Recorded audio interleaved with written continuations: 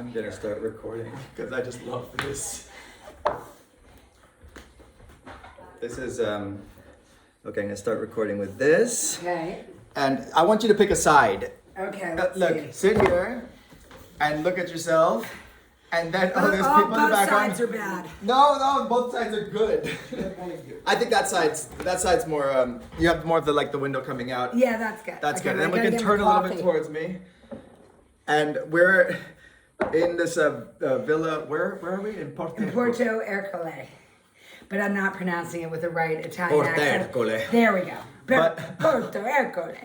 And- you need and- the hand signals too if you're gonna do it. And I feel like we're in a mixture of a kind of Woody Allen movie, Vicky Cristina Barcelona meets like Stealing Beauty, the Bertolucci film meets like an Eric Romer. Do you know his like films in the 70s? No. Yeah, this kind of...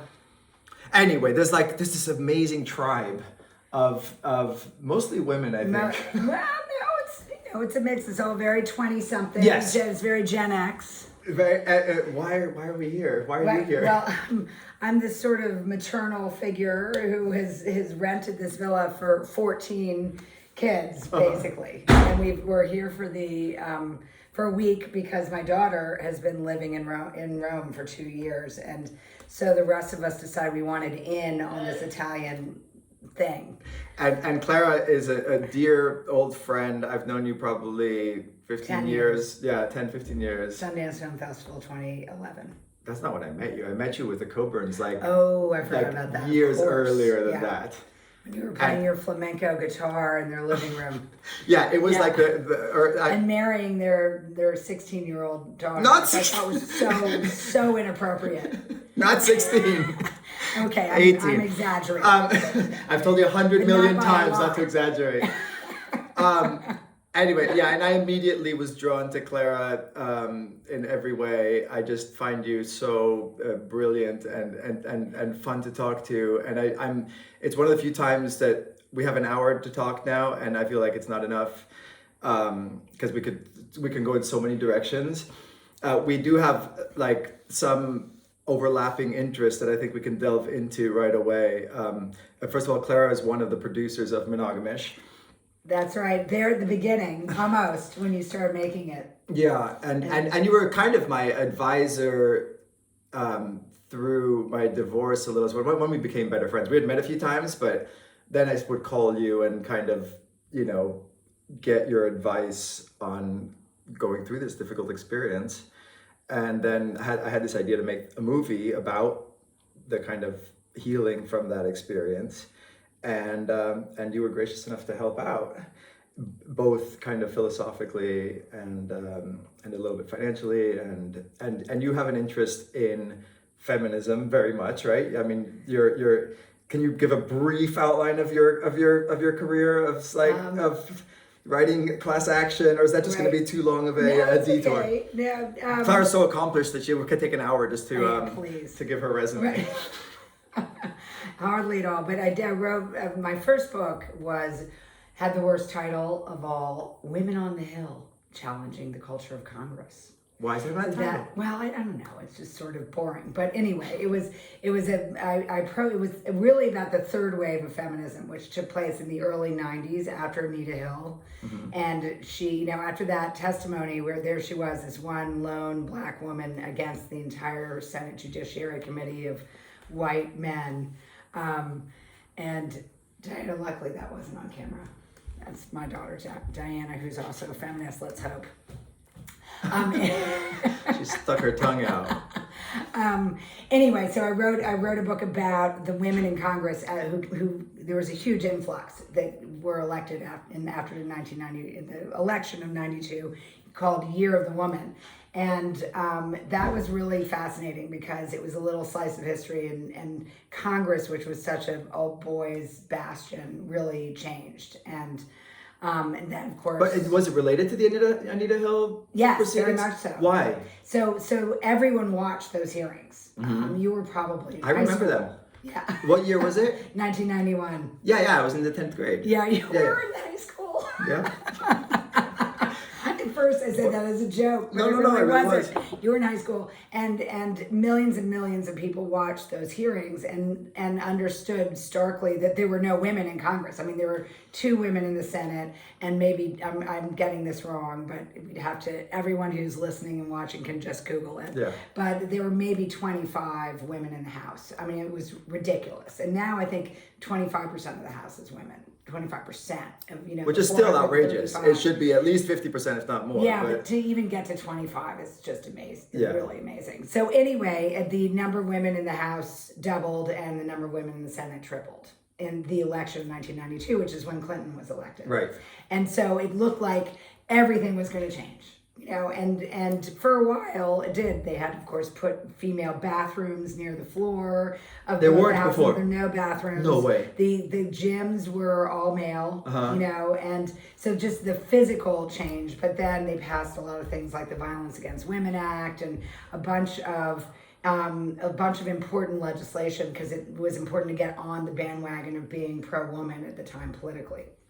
So I spent 2 years following 4 women who were 1 senator and 3 members of Congress to their districts and everywhere in all their hearings and interviewing their staff and sort of embedding myself with them. And it was fascinating. And were you also working as a journalist at the time? I had been working at Newsweek, but once I got my book contract, I quit my job. And did I you was study good at journalism? doing 2 things. No, at Harvard, journalism is not considered an academic pursuit. It's So literature. I did history and literature, American history and literature, but I worked on the newspaper.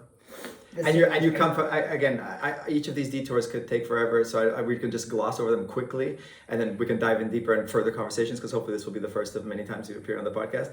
But you come from a newspaper family. Yes, I was brainwashed at a young age to think that journalism was a very honorable pursuit and the best way to be a public servant. My family owned a newspaper in Louisville, Kentucky called the Courier Journal. And they for 3 generations. You say brainwashed. Are you skeptical about that fact? No, I kept on trying to do fact? other jobs. I thought, I should try something else, because I started interning at age 16 every summer for the paper. Uh-huh. And I remember my first summer after my freshman year in college, I thought, there might be something else I'm better at. I should try it. So I got a job selling books door to door in Detroit and realized actually this is great training for journalism because you're knocking on doors and people don't want to talk to you and trying to sell them books. Uh-huh. And then everything I did basically was really the same thing because it's just fascinating. It's so much fun. It's so much fun being curious and learning about different worlds and different people. It's funny because I don't think of Which myself is as a why journalist. I was always drawn to you because that's what your thing is. You're one of the best interviewers I know. And I love your curiosity about people. And So yeah, I don't think how of you myself draw as a it out. journalist, but it all is journalism in a way because it's all, whether it's documentary filmmaking or writing a book or doing a podcast, to me it's just like trying to figure out what the fuck is going on here. Right. Like being a human. It's weird, right? You're always philosophical about it. I'm For more you, it's about philosophy. For me, it's about, I don't know, facts, history, people, human nature. Yeah. I don't know what it is really about. I just like drama. It's well, to me, I do always go back to philosophy, thinking like, why do you want to study those things? What impact do you want to have on the world? But I just don't think there's a clear boundary between philosophy and politics and any creative pursuit. It's all again like a way to engage with the world in a curious manner, I think, right? Yeah. And in a way that's like interpretive, right? And my theory is you're interesting if you're interested. Uh-huh. And whereas I think some people think you're interesting if you know a lot of everything. Right. But I think that means you're boring. Yeah. And that. There's nothing more boring than somebody who just spouts off a bunch of Right. bunch of like knowledge. Heidegger said the way that a teacher should teach is by example, and the example that a teacher should give is one who is learning, right? So if the teacher, like my great mentor at Berkeley, who this whole podcast is named after, being in the world, Hubert Dreyfus, the reason he was such a good teacher is that you could see he was learning as he taught, and he would every question, he never like just knew the answer. He would say, "Oh my God, that's such a good question," as if he just was doing this for the first time, even though he was teaching for the 40th year in the same so class. Great. And he wasn't.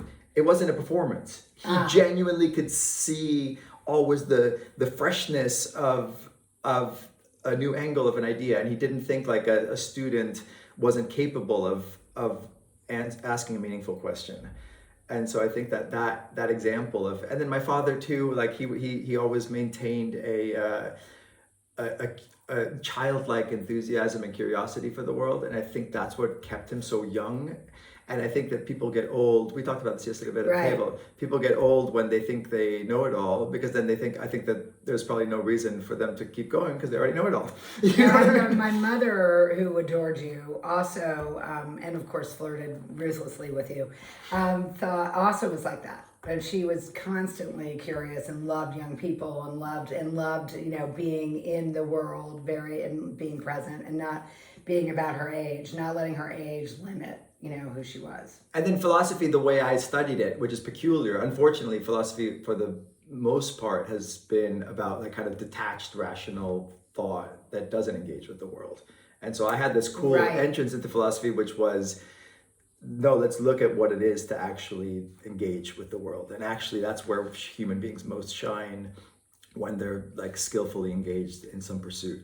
And whether that's journalism or music or carpentry or anything, like that's where you get. Anyway, enough about me. Let's talk about you. Okay, I like it. So what do you think really about hoping we What do you can think about No. I want. We'll just keep battling this out. We're both your interviewers. You're a guy, so like we know you love to talk about yourself. So that's no. That was the other thing. I'm just kidding. You don't really. That's the big difference between you and most guys. And that was always the other thing my mother said. There's one thing you can do if you really want a man to like you. Ask him a lot of questions about himself. Okay, let's dive into the deep end here, because you've opened the door. Like there is a through line, and again, we'll maybe touch on your other work, and if not, just look up Clara Bingham. You can see her other books. There, one was turned into a great movie with Charlize Theron, North Country. But we won't go there right now, because I want to get philosophical and practical and touch on things that I think interest us both very deeply, both on an academic level and in a real life. It matters. What is feminism? You're going around writing a book about this now. I consider myself very strongly feminist. I have a sweater that my dear friend made that says feminist cowboy, which is like my favorite article of clothing. Hilarious. It's a cashmere sweater and it says feminist cowboy, and I'll forget that I'm wearing it. I'll walk down the street in New York and every woman is smiling at me from age 10 to 90. Magnet sweater. And that's the irony. But so to lay it all out, like I think I consider myself a feminist in the sense that I'm a huge admirer of women who are intelligent, accomplished. To me, like just somebody being beautiful is boring. Speaking of boringness, I think obviously there should be equal rights, equal pay, and everything should be equal as much as possible. If anything, the opposite, men should be subjugated a little bit probably. But at the same time, I'm also a man. I'm also a sexual man. And I'm always trying to reconcile what it means to have this kind of male sexual energy and also be a feminist.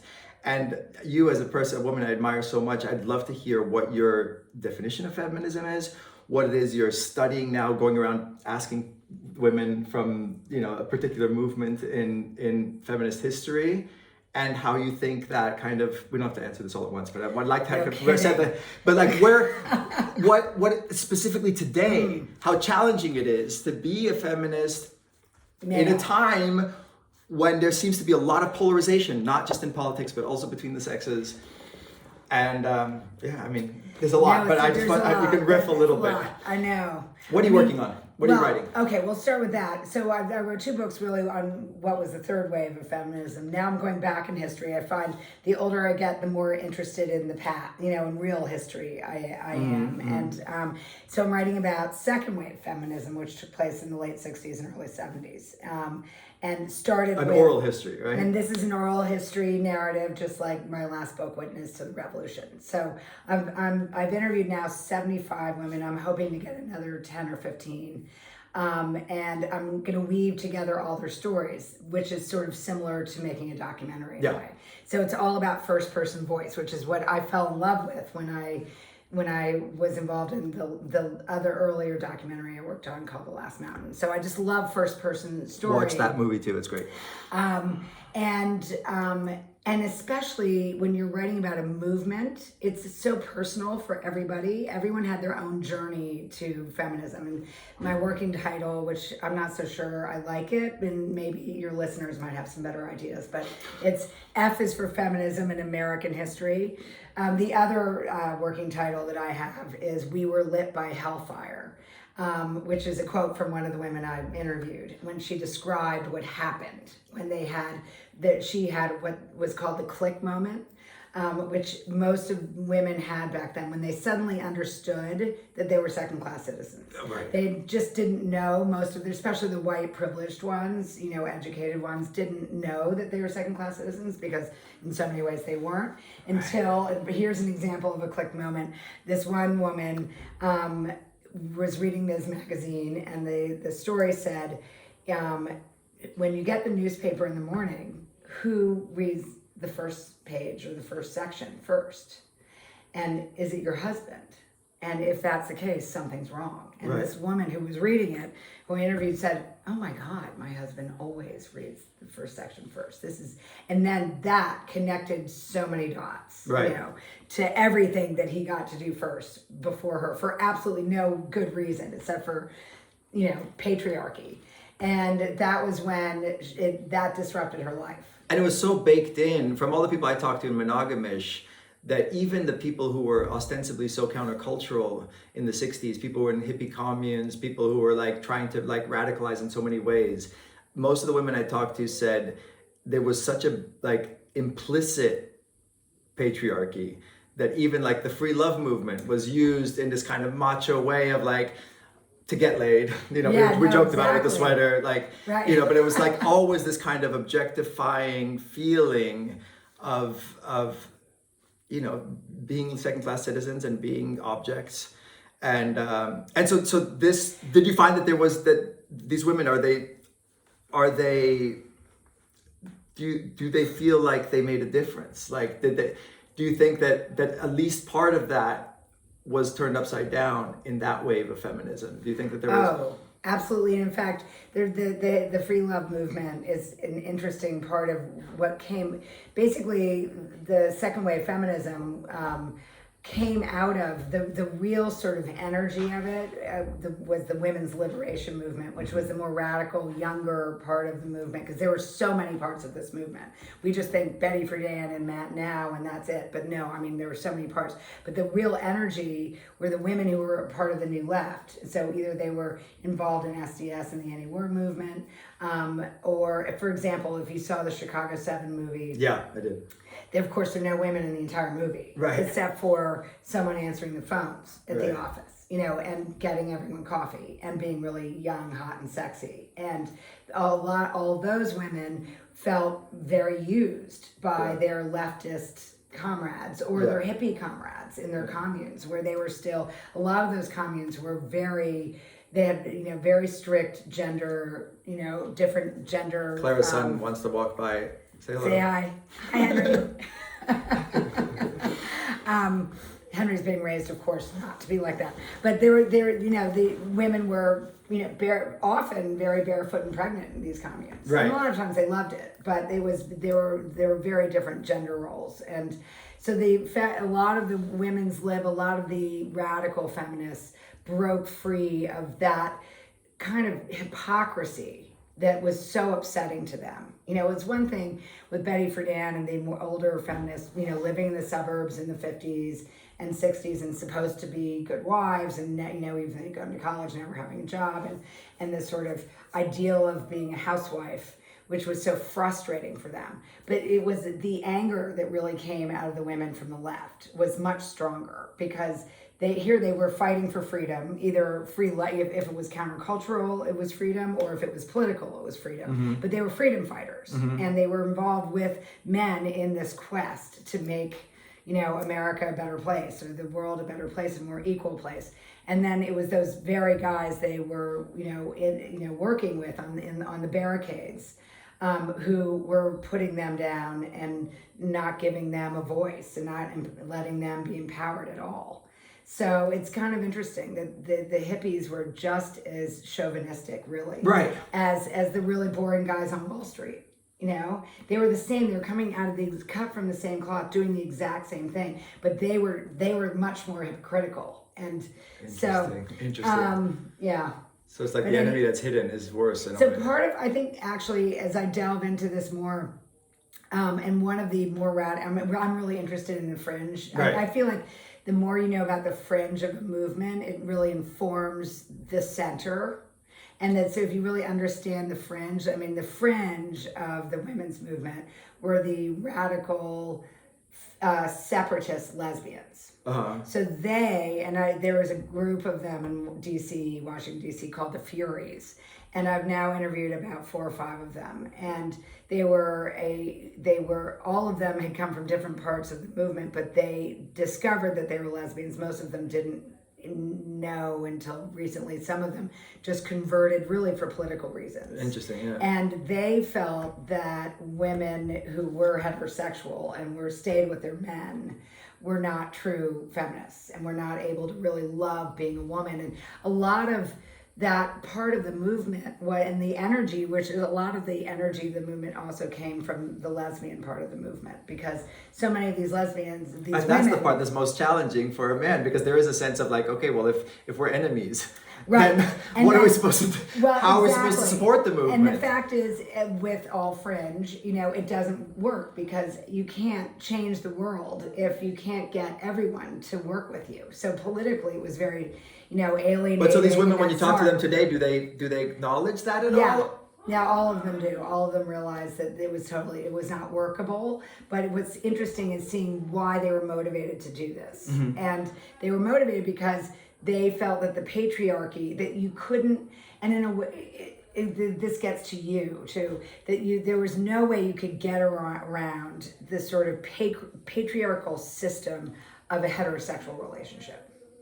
And that they had not seen any models of a equal heterosexual relationship. Right, and there was the idea that all sex was rape if it was between man and woman, even, right? Not quite, not really. I had seen that as one of the most extreme views. Yeah, that's extreme. And there's no such thing as... all nuclear families and having children alone, the act of bearing a child and then therefore raising a child, which always fell to women and still does, was a form of slavery for women. Yeah. And so they were rebelling against heterosexuality, and they were rebelling against patriarchal males who for centuries had dominated women through sex and because of sex, and therefore then because of children.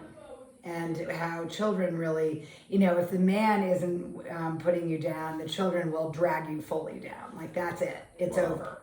And it is over, and so many of the women I interviewed, had children at 17 and 18, and they're, never got to go to college. Their careers are totally disrupted. And the fact is that women have this thing that men just don't have. And this is at the core of the problem between the sexes, if you want true equality, which is who's going to take care of the kids. Yeah. Well, you've somehow managed to do it all. You have 3 kids, a career. You're I'm lucky though, because I'm privileged, because I could hire babysitters. Right, Henry? You have some nice ones. Very nice babysitters. Right.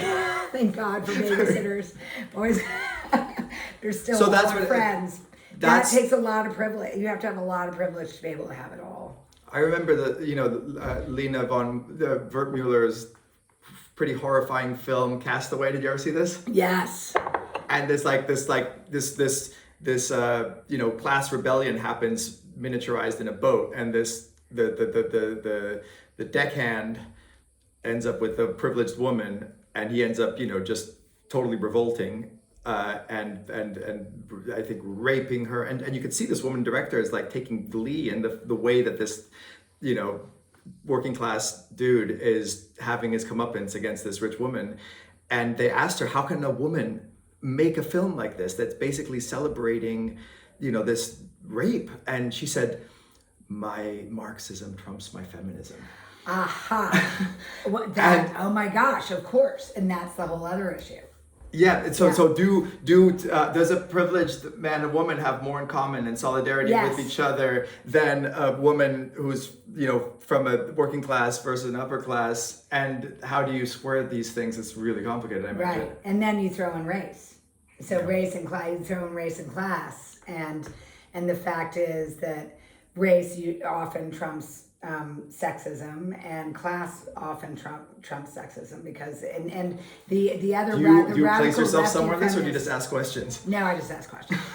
the more radical left feminists, all of them were socialists, and they felt pretty strongly that you can't really have equality in the sexes without socialism, right? Because so many women, especially women of color, were on the lower rung of the economic job ladder, and weren't able to rise, and weren't getting any kind of equal pay for their sort of work, and that the current capitalist system was going to continue to subjugate them no matter what. And it still has. And if you look at it, nothing has really changed in terms of the capitalist system. And a lot of privileged women who've been able to get educated have, of course, are in the workforce that were never there 50 years ago. So that's. But I don't think you can say nothing's changed, because in monogamy we go into the idea that you can't have polyamory without equality between the sexes. I'm talking about economically. Right. Economically, it's even worse than ever.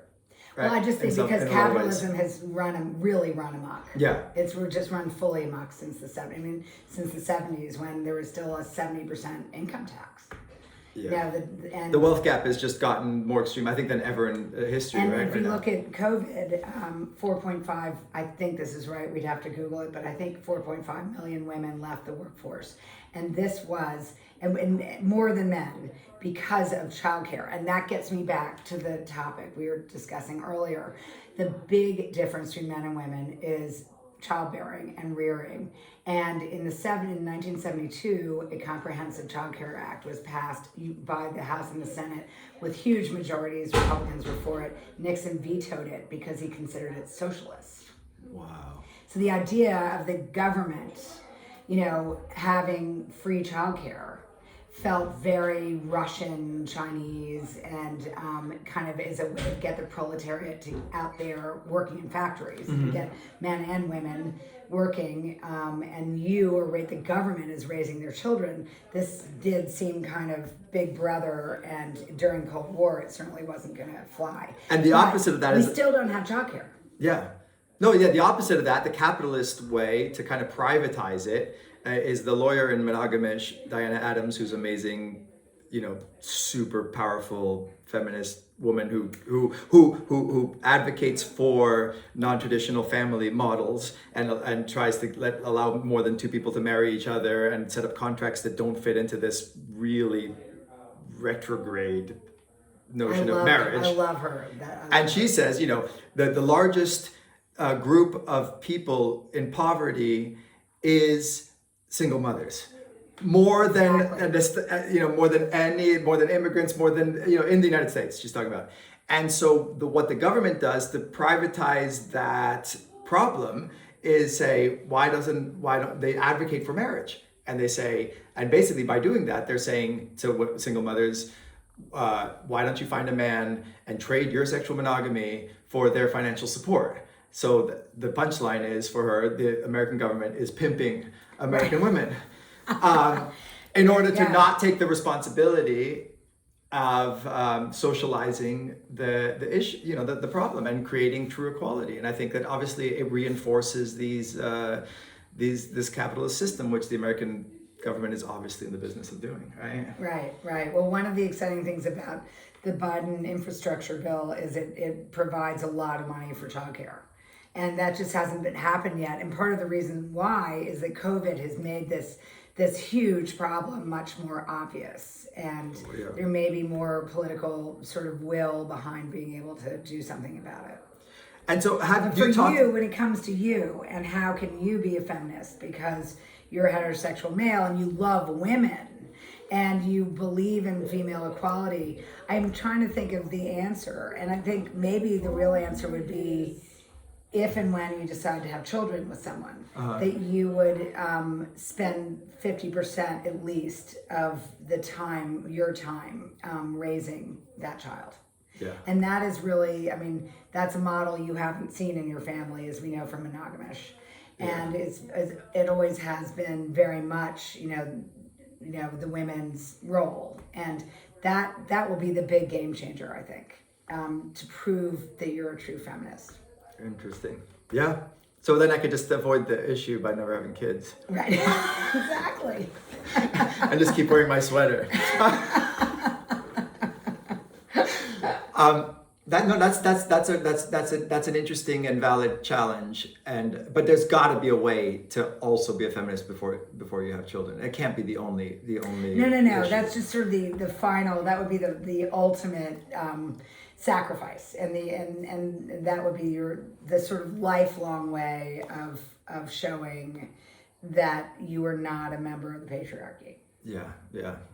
No, I'll take it. Challenge accepted. And I'm going to store that in the back of my mind in a place where it'll always. No. Right. I'm not. I'm actually not close to the idea of having children. I always. I had this example of, for better or worse, that a man can have a child anytime, right? My dad had 2 children in his 70s, so I haven't had a sense of urgency around it, and there definitely is a side of me that just. It's okay. Come on through. It's okay. In. You're on camera, Moose. Say hello. To Mustafa. So yeah, there's probably a part of me that just doesn't want to grow up, and I acknowledge that because it's fun. It's fun being a single man, being able to travel around the world and do interesting things and do things like this. And everyone I know who has children, for 20 years, they say, that's it. Your life is no longer about you anymore. And that's a great teaching thing, obviously, to not have life be about you, to have it be about another. And it's actually kind of brave to take a break from yourself. Yeah. I mean, that's one of the many amazing things about having children, is it does give you sort of a big paradigm change of like, oh my God, I'm no longer the most important person I know. Right. And not only that, there's this small infant that I would actually commit murder for, that I would like it to have that kind of powerful feeling and attachment to another human being is completely different than romance. It really is. It's very primal. So let's dive into some controversial territory, as if we haven't already. What do the women that you talk to in your book, and what do you think about what's going on in the last few years with the Me Too movement? Is there kind of a party line amongst the older generation of feminists, or is there a conflict between the older and the younger generation? Well, there's actually one very specific one. It's not so much about Me Too, it's about trans. It's funny, I'd never heard this expression before. It's a little derogatory, but it's called to be a TERF, which is a trans exclusive radical feminist. Yeah. I don't know if you've heard that before. And the whole controversy with J.K. Rowling and stuff, like whether that is a valid. A lot of young people I talk to think it's just completely unacceptable, her point of view. Yes, and that's very generational. And a lot of the women who I've talked to in their 70s who were absolutely important path breaking, foremothers and feminist foremothers don't understand trans. They just don't. And they also, then in coming from their point of view, is why would you kind of leave our gender for the enemy? Right. Why would you want to be a man? That's a betrayal. Right. Because men are the patriarchy. Men are our oppressors. Men are, the bad guys. And we want to celebrate our womanhood. So people leaving the woman, and then on the other side, men wanting to be women are also sort of, intruding on our territory. And, most of them are lesbians, but and many of them are quite masculine lesbians, but they don't want to be men. Right. And so it's just a bridge too far from what they have spent their whole lives fighting for, in a way. But it's also this amazing blind spot. of just not seeing and not kind of seeing this kind of other issue of gender identification being a completely different thing than what they were doing, which was fighting exclusively for their own gender, and not really empathizing with men and with the sort of problems men also have. And anyway, I'm not describing it very well. No, you're describing it extremely well, but I'm curious. Interesting topic. Very interesting topic. Having 3 children in their, 20s and, late teens, I'm wondering, do you buy into it? it? 20, 23, 25. Oh, okay, all in the 20s. They were out of our teens. It's amazing. But I wonder if you buy into at all having this like front row seat to that generation. There is a kind of cliche in the media, which I argue with people because I am no longer in academia at all. So I only get what's given to me by more mainstream media in a lot of ways. And I have a friend who's a professor, for example, who says that I've been brainwashed by the right-wing media to think that the youth of today has become more intolerant.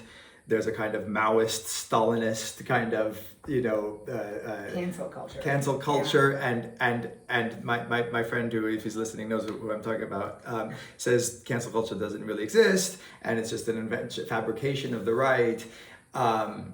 I'm wondering if you have... And they certainly are using it politically. Absolutely. It's almost their only topic right now. Yeah, I know, he's almost convinced me as I now, read into other things and see how the right actually still is canceling way more than the left, and there's people... Anyway, I wonder, do you having kids who have just all gone to college, having this, this... Do you have a take on cancel culture? Yeah, no, I mean, I'm afraid of it, and I really do feel like we need to forgive, we need to talk, we need to debate, we need to have some kind of forum that's safe to talk about differences. Right. And to suddenly just be told you're wrong, even if you are wrong, and then therefore you have no chance of ever, redeem yourself, to ever change. And I think it's absolutely terrifying. And it is very... And the left in the 60s and 70s they were also Maoists, and I mean they were with each other internally. They were very tough on each other. The consciousness raising groups that women had were relatively supportive, but most of them broke up over political differences and emotional differences. And so this did happen before. Well, so talk a little bit about your other book before this one, because I'm curious about the overlaps. Like in the you focus on a particular year, 1971, was it? It was 69-70. Yes, it was the school year of 69-70. I see. And why did you pick that year? And because it was so chock-a-block with incredible events, from the moratoriums against the war, which were 2 of the biggest anti-war protests ever, to Kent State, which happened in May, and then the student strikes that followed. And it was basically, I think, one of the most violent, disruptive, change-creating years in the 60s. In American history. In American history. And also had been pretty documented because the 68 was such a big deal, and so much had been written and said about 1968. But actually 69-70 was the aftermath of 68, and sort of what 68 created. What's that book called? It's called Witness to the Revolution. And then it has a long subtitle. Go for it. We have time. Radicals, Resistors, Vets, Hippies, and the Year America Lost Its Mind and Found Its Soul. And it ends with, I also write a lot about the psychedelic culture that was kicking in very strongly at that time, and the impact that had on the politics as well. Which is also a big interest of mine. And of course, and I love the ending of the book is when Leary escapes from jail, because the Weather Underground who I interviewed many members of the Weather Underground. They were vicious with each other. People were being canceled and kicked out of Weather all the time, which just reminds me of what's happening now a little bit. But that was the moment when the counterculture and the political left, which had been not always on the same page, right. On the contrary, kind of came together. And the Brotherhood of Eternal Love, which was a group of Laguna-based originally acid makers and dealers and kind of fabulous characters, and they were the rich hippies. They funded the Weather Underground to help Leary escape from jail. Incredible. Yeah. Incredible thing. So do you think, so you use the word revolution in the title, do you think revolution is the way forward as far as like, is that how the human race evolves? Is it more evolutionary or revolutionary to you? Good question. I think, first of all, I think revolution is probably overused, and probably there's so many different definitions, and there's a spectrum for revolution. But the reason why I use that in the book is that back then people really thought, a lot of people actually really thought the government was going to be overthrown. Right. And they wanted to overthrow. The Panthers talked about overthrowing the government. They didn't really think they were going to. The Weather Underground talked about overthrowing the government. They didn't really think they were either. But of course, Hoover thought they were a major threat. And, he had the FBI through his nefarious program, COINTELPRO, infiltrating, disrupting, in terms of the Panthers, assassinating a lot of these leaders because they were, he believed, we think, that they were trying to overthrow the government. But the revolution I see at that time and now in some ways was really changing the way we live. And that is... So you do think do you think personal choices and lifestyle, quote unquote, actually does make a difference? Because that's another big controversy. Well, I think that political revolution ultimately doesn't change that much, but it's personal revolution that changes the most and is the most long lasting. And so when the reason why I chose to do the book I'm doing now is I wrote a chapter on feminism and Witness to the Revolution, and realized that was the piece of the revolution that was the most transformative and the most long lasting. That the counter argument to that I think is most compelling is that it puts the onus of the problem on the individual rather than on structural issues. So for example, like in today's age, if you say global warming is going to be helped by you buying a Prius, it suddenly makes it like you're going to fix the problem in some consumerist act of like lifestyle change and showing that you care. And really it makes no difference, right? And what makes the difference is politics. Right?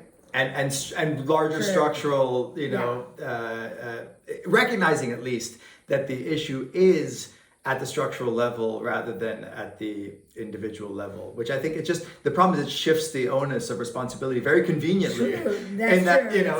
By the people in power. Right. Like some of the biggest movements towards these kind of lifestyle choices, you find out later, were actually very much supported by the powers that be, the corporations. It's good for Chevron to think, for you to think that buying a Prius is going to fix global warming, because then won't be looking at their practices that actually are making. But if you look at the environmental movement in the 70s, you definitely need to have both. You need to have people becoming consciously aware of what's going on, changing their lifestyle, and therefore with that creating a political movement. So you do need the political movement to go with the lifestyle change. And with feminism, you needed laws to change. We needed the Civil Rights Act, we needed affirmative action, we needed, now was litigating, the ACLU was litigating, RBG was going in front of the Supreme Court, several times, making sure that there were structural changes that, allowed women to be equal. So you have to have both. And what do you make of, because you've made joking reference to your privilege, but it is obviously a real issue of, as you so elegantly kind of painted this picture of like the impossibility of feminism in the face of such inequality that exists in our time. There does seem to be a sense that the kind of right-wing populist movement of Trump and everything has done a really successful job at making working class people, especially in the middle of the country, think of people, so-called progressives, as being very elitist, very privileged, very out of touch. very, New York and California, that, we have the luxury of thinking about identity instead of, meat and potatoes type Right. stuff, right? And I'm wondering, as, someone who's clearly had, on many levels a privileged life, how do you square And your lives on the progressive Upper West Side. lives on the Upper West Yeah. Side? Do you struggle with that identity at all? And how do you square your membership in the in many ways of the ruling class with your progressive politics? I feel like it's okay to be enlightened, and it's okay to sort of be privileged and understand your privilege and check your privilege. And at the same time, I identify what politics are more equitable and are fair. Yeah. And that you can be privileged and also be for fair, for equality and for fairness, and that the populace, the Trump populace, really are just ultimately the most selfish of all, because they're threatened. They are threatened by anything that's encroaching on their lifestyle, be it their guns, be it the way they treat women, and the way they treat immigrants, they treat minorities, right, right. I mean, they want their bigotry to stay in place, and the fact is, many of them really are bigots, and that it's not okay, and that isn't right, and just because you want to be able to have this sort of ideal of what your white middle class life should be and making America great again, meaning really we know what that means. I mean, I think it's just not okay. The silver lining of that was how apparent it made that. Right. You know what I mean? Like, I'll never forget when Trump was just elected, I was at the Ace Hotel downtown, and in New York? No, in LA. In LA. And this old kind of white-haired guy in a suit, like walking by, kind of almost campy, and he's like, "It's a new day." He was all excited. It was, and I was like, "Excuse me," and he's like, "You'll see, things are gonna get so much better," and I said probably something I probably shouldn't have said, like something like, "It'd be a much better day if he dies," right? And he said, "I never said anything like that when that N-word was elected." Oh, he said that to you? Yeah. And suddenly, and I had a lot of friends whose parents were Trump supporters, and they admitted to me that they're just out and out racist, that they just would use the N-word at the table. And I was dating a girl whose parents, were Trump supporters, and she's like, "Yeah, they're just brazen racists." Like, they wouldn't say it in the outside world, but it gave permission to a lot of people, racists, to suddenly be open about it. And in a way, then the enemy you see is maybe easier to fight than the one that's too subtle. Flush them out. It exposed this, but it also, showed us the depth of the polarization, which worries me, because as a student of the Spanish Civil War, that's a passion of mine. There was a similar kind of polarization going on then, with extreme fascists fighting extreme anarchists, and each year you have wins by razor thin margins, and then the side that won would enact these sweeping changes that would further alienate the other side, and it ended in murderous war, and with people killing their own siblings. Oh my God. You know what I mean? Where over political differences. And so it's a tricky time. On the one hand, it's good to expose these things and say, okay, let's figure out what the fight is and do it. And on the other hand, I do think sometimes we need to be super careful not to over-identify with our political views to the point of not seeing the humanity in the other. True. No, you're right. I mean, so true. And the problem is it's so hard. And the other issue, which is polarizing everything, is the news. It's how we consume information. And so that, I feel like, until we are able to find some common ground on what is the truth, it's almost going to be impossible to sort of narrow this crazy, huge, gaping.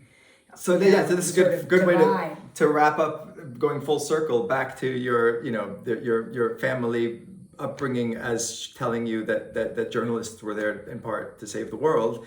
That journalism's been under incredible attack lately. Again, explicitly under Trump, implicitly still, I think, under Biden. And from what I've read, there's still a lot of kind of, he hasn't really stopped the kind of government going after whistleblowers. It's not a good time to be. A lot better. Yeah. I mean, they're having press conferences every day. Just for starters. And I mean, he did attack a reporter the other day, which was, coming back from the G7 summit, which is shocking. But generally, they've made the point of saying, we are for a free press, which the Trump administration never said.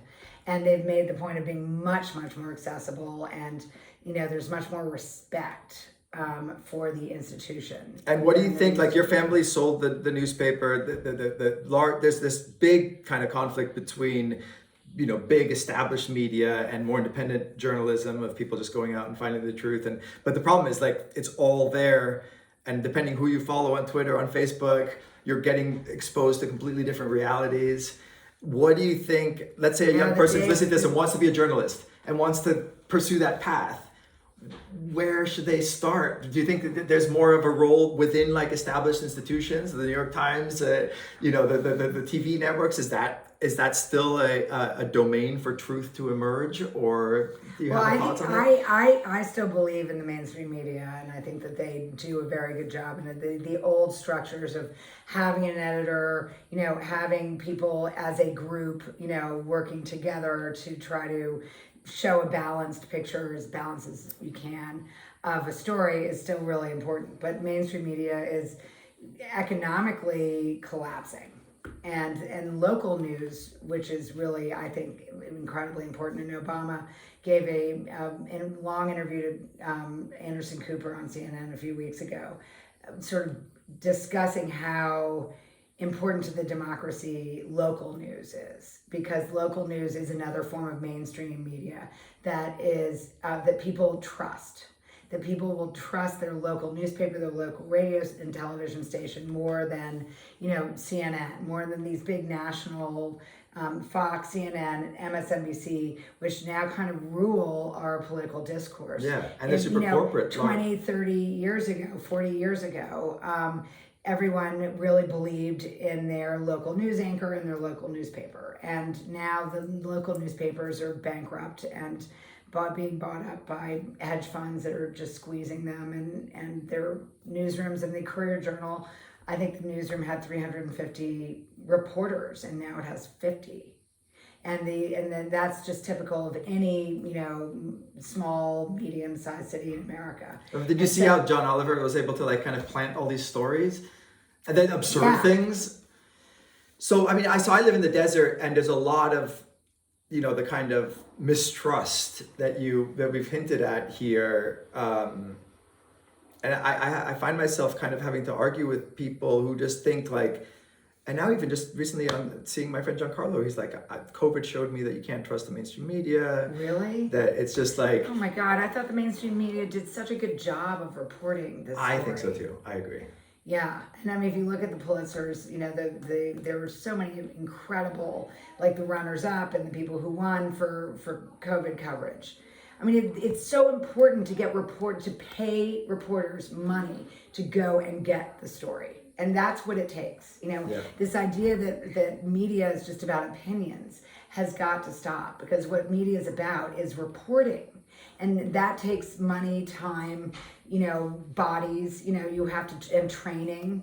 And, organizations like the New York Times and the Washington Post and the Wall Street Journal were able to actually send many reporters into the field to get the story. And one of the screw-ups of the mainstream press was not predicting the 2016 election. Right. And one of the reasons why they didn't do that is that they weren't sending people into the Midwest and into the field to really report on what is going on in America. Right. And so it's really important that media not be, so kind of New York, LA centric and coastal, and have the money to be able to get into America and local. I also blame the 2016 kind of misreading by the media on the lack of local reporting and local papers having the power that they used to have and having the manpower that they used to have to really tell us what is happening in America. So there's only one way to do that, and that's reporting.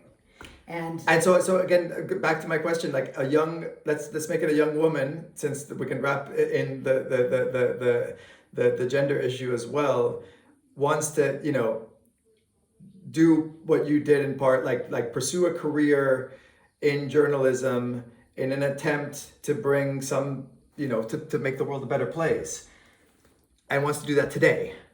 You know, you have a daughter who's 20. Options. Yeah, what advice would you have to a young woman entering the world today as a feminist, as someone who wants to be a journalist? Do you think? I mean, obviously, it gets into issues of access to universities. Become so expensive for so many people. Yeah. Like.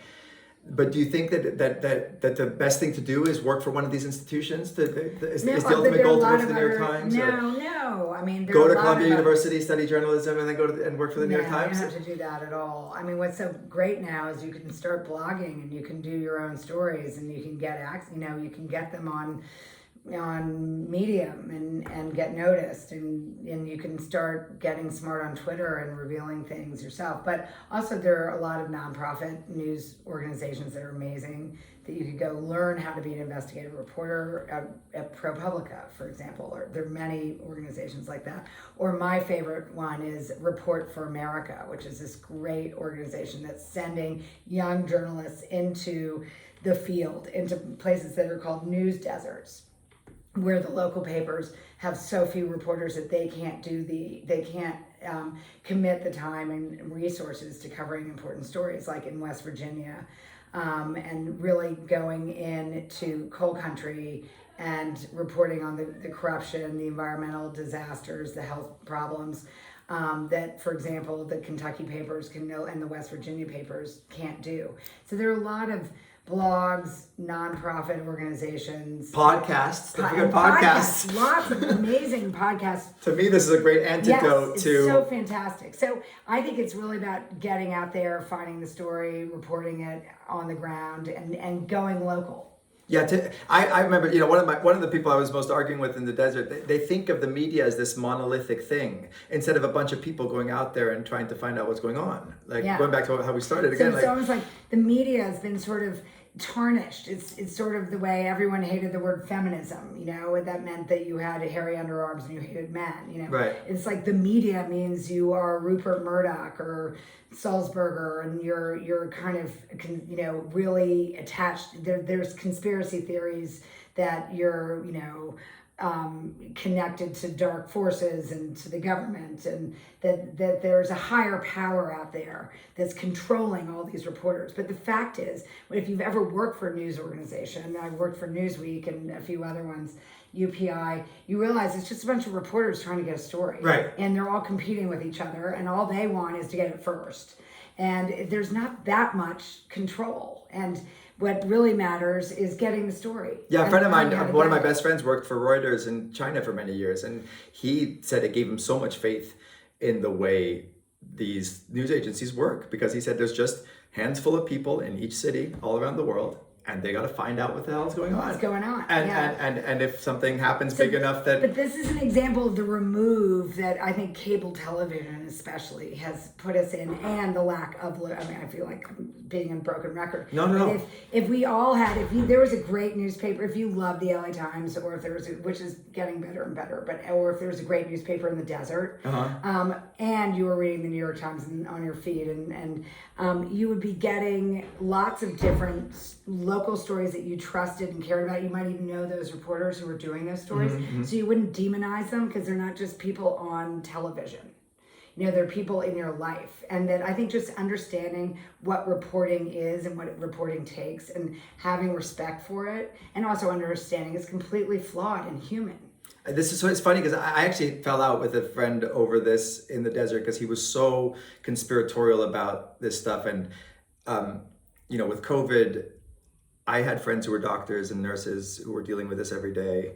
I had friends who in Italy early on who got COVID, and to hear somebody say like it's all an invention of the media was so infuriating that I Oh my kind of stopped God. being friends with this person. But then I remember while I was still engaging with it, I remember being in Lake Tahoe, and it was in South Tahoe, it's a very small city, and it was the local newspaper. And I opened the local newspaper, and sure enough, there was the names of the people and how many people in the local hospital had COVID. So I sent him a picture of this saying, look, this is South Tahoe News. When you say the media, are they somehow sending somebody to fake names of people who like everybody knows because it's a village of a few hundred people who are in the hospital? I mean, is that really a coherent way to see the world? And I think that we talked about this a bit last night over dinner, like the conspiracy theorists have often a lack of control over their own, not over psychoanalyze or generalize, but I do think there's something to this, that people who don't have a lot of control over their own immediate life want to posit a huge amount of control to a monolithic force that's easier to understand than something that's like as pluralistic as power can be, I think, So like if you look at Alexander Coburn used to say, there was almost a paternalistic faith in our own government, our own daddy government being so strong and powerful that it's the only one that could knock over the World Trade Center. There's no way, it's almost racist. It's like, there's no way 13 Arabs could do this. Right. Only our, government could do this. And it's a perversion of a faith in the government. People think they're so anti-government and so rebellious by being conspiracy theorists. But in fact, they're in a perverse way reinforcing this idea of this strong paternal government that can do so many things that are so amazing. Power to they're just like handing over all this power. They're giving it their own power, in a way, and giving all this power to these forces that clearly couldn't possibly have that much power. Yeah. Well, I think our hour is up, and I think we hit a lot of topics. Is there anything that you either want to say that we haven't said or ask me that you haven't asked me? Or I wanted to talk to you about being in Italy and you being Italian. Oh yeah. Because it's funny. I've never been with you in Italy. I've only been hung out with you in New York and LA, and so it's sort of funny to see you here and see you rattling off in Italian, and suddenly you have become the Italian that you are, that I never really saw you as. So it's sort of, how does that feel for you? It's actually a really interesting question. I don't know if it's interesting for other people, but it's definitely interesting for me. It's something I think about a lot. I grew up with this dual identity, right? I mean, with a kind of more than dual, like a kind of pluralistic identity, because I was born in Thailand. I was then raised in Italy a little bit, and then in the States. And when I went to the States, I was 8 years old and I didn't speak English very well. And then I spent like a year in the States. And by the time I got back to Italy, I didn't speak Italian very well anymore either.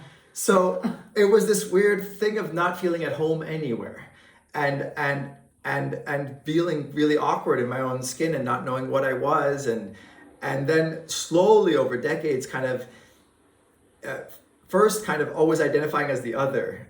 I think like when I was in Italy, just identifying as American, and when I was in America, identifying as Italian was like an easy fix to this. And now slowly trying to embrace it all, right, without like having to otherize, I guess, myself. But I find that I like being in the desert. I like being in the United States because I think that there is this kind of, it may sound a little cliche, but there's this like frontier mentality in America of people, of anything being possible. And there's this kind of youth of a culture that is able to kind of recognize that a new idea might actually be new, and there might be a new approach to things, whether it's sex and relationships, whether it's a company that you want to start, whether it's, an art project. There's this idea that there's not a blank canvas, but a canvas that's blank enough to be able to do something original and leave your mark on. I think in Italy, as much as I love this country and I love to come back here and drink from this fountain of history and of depth and culture, beauty, it's oppressive if you stay in it for too long. At least for me. Is the history oppressive or just the? I think the history and the culture, and I don't think it's just for me. I think that the culture itself suffers from a sense that nothing is really possible, everything's been done. There's a cynicism built into Italians when you present an idea of why it's not possible to do it. That's the first thing you'll hear. Whereas I think in America, but the interesting thing is that there's a sense of enthusiasm for ideas most felt by people who were in Europe before. So like Americans take it for granted. So, right, true, okay. But I love like meeting that. I love meeting other Italians, Italian Americans, other Europeans, other people, Asians who come to America and recognize this possibility and recognize that maybe there is, for better or worse, a lack of history. So there's less of arrogance. And there's freedom. And there's freedom.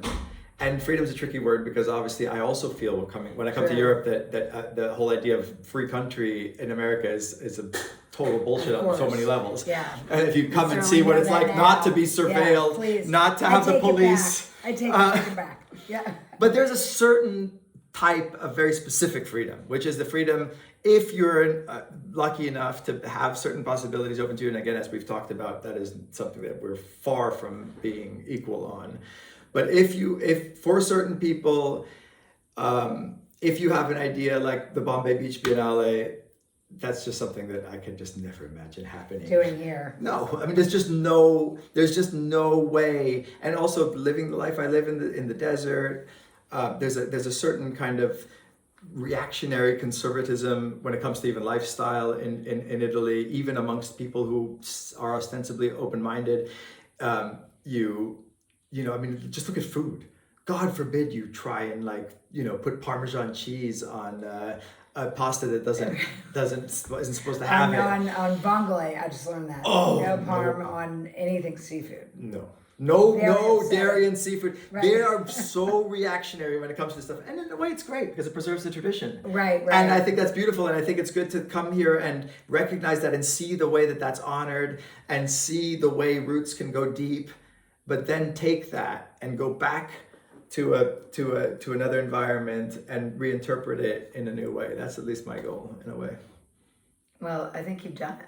No, I haven't done it, but I'm trying. You're there. Well, you're being in the world in your Tao way. I love you, Clara. Thank you so much. Thanks for taking the time. It was so much fun, wasn't it?